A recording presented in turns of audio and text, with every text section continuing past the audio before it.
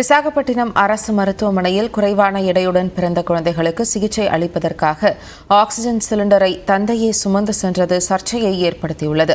விவரங்களை செய்தியாளர் புஷ்பராஜிடம் கேட்கலாம். புஷ்பராஜ், என்ன நடந்தது? விவரங்கள். ஜெனிஃபர், ஆந்திர மாநிலம் கிழக்கு கோதாவரி மாவட்டத்தில் உள்ள கெத்தூரை சேர்ந்த சிரிசா என்ற பெண்ணை பிரசவத்திற்காக அவருடைய உறவினர்கள் விசாகப்பட்டினத்தில் உள்ள KGH அரசு மருத்துவமனையில் சேர்த்திருந்தனர்.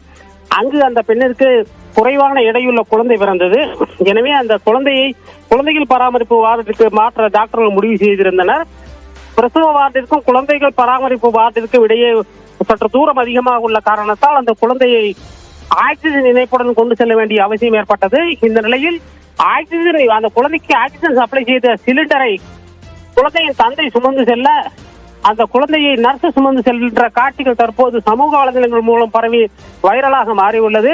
இது பற்றி தகவல் அறிந்த மருத்துவமனை நிர்வாகமும் அரசு அதிகாரிகளும் அந்த மருத்துவமனை டாக்டர்களை கடுமையாக கண்டித்துள்ளனர். ஜெனிஃபர், விவரங்களை வழங்கியதற்கு நன்றி புஷ்பராஜ்.